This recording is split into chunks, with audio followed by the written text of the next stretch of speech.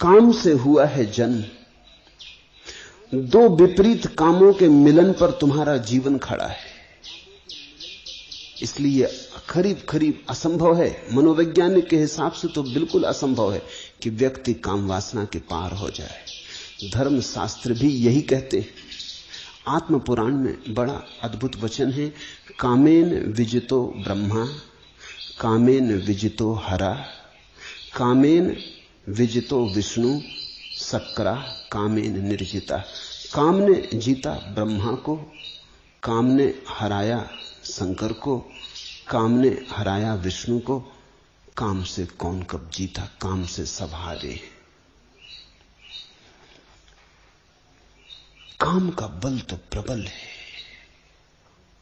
और जिसका जितना ज्यादा बल प्रबल है उसके पार होने में उतना ही संघर्षण होगा। इसलिए कहते हैं वैरी रूप काम।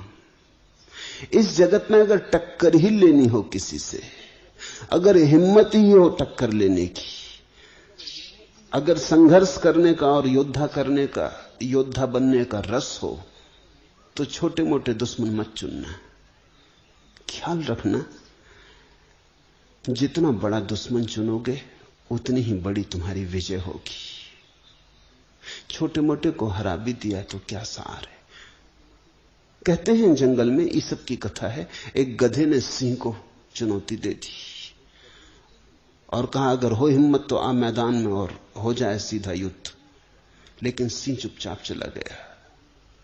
सियार ये सुन रहा था। उसने थोड़ा आगे बढ़ के सिंह को पूछा कि सम्राट बात क्या है, एक गधे की चुनौती को भी तुम स्वीकार नहीं किए? उन्होंने कहा पागल हुआ, अगर उसकी चुनौती मैं स्वीकार करूं तो पहले तो अफवाह उड़ जाएगी कि सिंह गधे से लड़ा, ये बदनामी होगी। ऐसा कभी हुआ नहीं, ये हमारी कुल वंश परंपरा में नहीं हुआ कि गधे से लड़े। लड़ना है गधे से, गधे को समाप्त कर दे सकते हैं, लड़ना क्या है। अगर गधा हारा तो उसका कोई अपमान नहीं, हम जीते भी तो कोई सम्मान नहीं। लोग कहेंगे क्या जीते, गधे से जीते। और कहीं भूल चूक जीत गया गधा, गधे हैं इनका भरोसा क्या। तो हम सदा के लिए मारे गए। इसलिए मैं चुपचाप चला आया हूं, गधे से झंझट में पड़ना ठीक नहीं। छोटे से अगर तुम उलझोगे, जीते भी तो छोटे से जीते, और काश हार गए तो छोटे से हारे। दुश्मन जरा सोच के चुनना। मित्र तो कोई भी चल जाएगा, शत्रु जरा सोच के चुनना। शत्रु जरा बड़ा चुनना, क्योंकि चुनौती, संघर्षण तुम्हें अवसर देगा तुम्हारे अपने आत्मविकास का। तो जो बाहर की चीजों से लड़ते रहते हैं वो अगर जीत भी जाएं तो चीजों से ही जीतते हैं। सिकंदर हो कि तैमूर लंग हो कि नादिर शाह हो कि नेपोलियन हो, फैलाने ने विस्तार सारे जगत पर अपना, तो भी वस्तुओं पर ही विस्तार फैलता है। इसलिए इस देश में हमने उनको सम्मान दिया जिन्होंने अपने को जीता। सबको भी जिन्होंने जीता उन्हें भी हमने वैसा आदर नहीं दिया। हमने आदर उन्हें दिया जिन्होंने स्वयं को जीता, क्योंकि स्वयं को जीतने का एक ही उपाय है, और वो है काम ऊर्जा से अतिक्रमण हो जाना, काम ऊर्जा के पार हो जाना।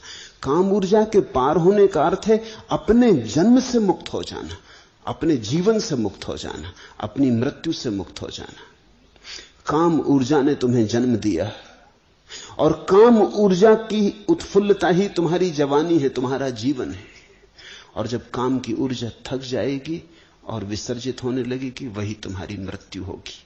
तो तुम्हारे जीवन की सारी कथा प्रथम से लेकर अंत तक काम की कथा है।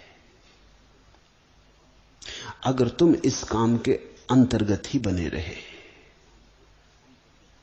तो तुम कभी मालिक की तरह न जिए, एक गुलाम की तरह जिए। स्वयं का मालिक बनना हो, और अगर चुनौती ही स्वीकार करनी हो किसी की, तो स्वयं में छिपी इस चुनौती को ही स्वीकार कर लेना उचित है।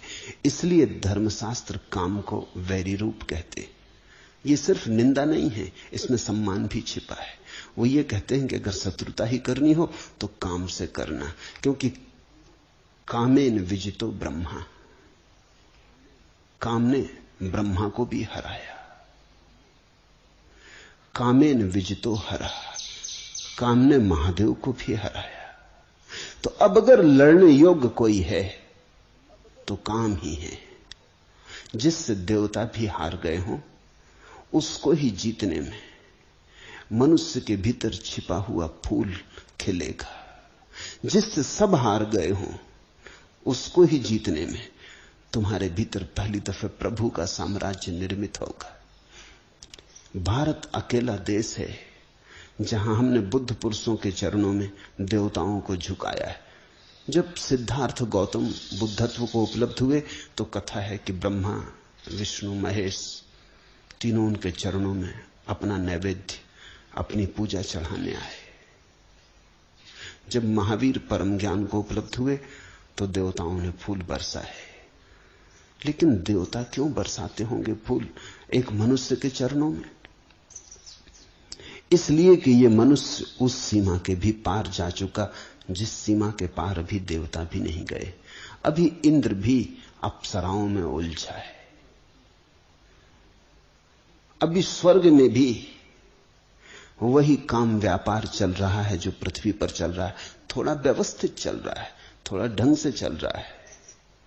ज्यादा सुंदर स्त्रियां हैं, ज्यादा सुंदर देह है, ज्यादा लंबी आयु है, भोग की सब सुविधाएं, सामग्रियां हैं। जो हमने स्वर्ग में देवताओं के लिए व्यवस्था की है,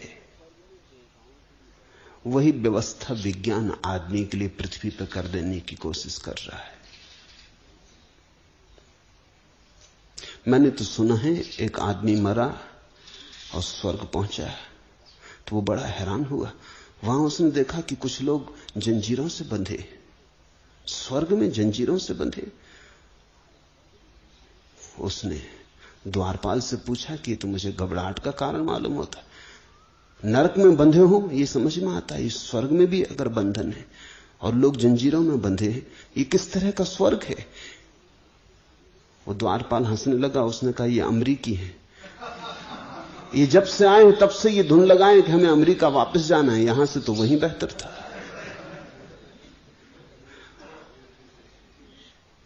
विज्ञान कोशिश कर रहा है कि स्वर्ग को जमीन पर घसीट लाए, लेकिन जमीन पे विज्ञान स्वर्ग ले आए तो भी कोई फर्क नहीं पड़ता। तुम्हारी काम वासना को कितनी ही तृप्ति की सुविधा जुटा दी जाए, तृप्ति नहीं होगी, क्योंकि काम वासना का स्वभाव अतृप्ति है। जो मिल जाता है उससे ही अतृप्ति हो जाती है, जो नहीं मिला उसी में रस होता है। काम के इस स्वभाव को समझो, यही उसका बंधन है, यही उसका वैरी रूप। जो मिल जाता है वही व्यर्थ हो जाता है। जिस स्त्री को तुम चाहते थे मिल गई, जिस पुरुष को तुमने चाहा मिल गया, बस तत्क्षण तुम किसी और की चाहने लग गए। बायरन अंग्रेजी का कवि हुआ, उसका अनेक स्त्रियों से संबंध था, सुंदर पुरुष था, प्रतिभाशाली पुरुष था, और महीने दो महीने से ज्यादा उसका संबंध नहीं चलता था। लेकिन एक स्त्री ने उसे बिल्कुल मजबूर कर दिया विवाह करने को।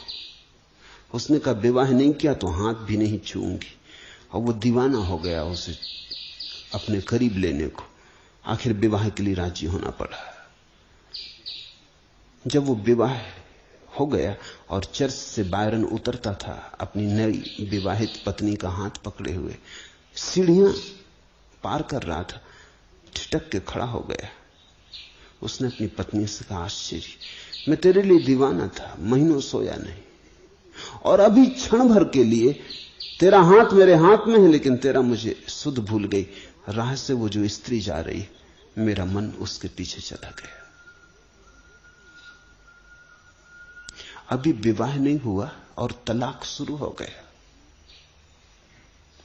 जो मिल जाता है उसमें हमारा रस खो जाता है। तुम एक मकान बनाना चाहते थे, बहुत दिन से बना लिया, जब तक नहीं बना था तब तक खूब सपने देखे, खूब सोचा, खूब विचारा, वही धुन थी। फिर मकान बन गया। एक दिन अचानक तुम थके मांदे खड़े हो, कुछ भी तो नहीं मिला। अब तुम और दूसरा मकान बनाने की सोचने लगे। काम की लक्षण यही है कि वो तुम्हें कभी तृप्त ना होने देगा। तृप्ति का वहां कोई उपाय नहीं। अतृप्ति की जलती हुई आग ही काम का स्वरूप है।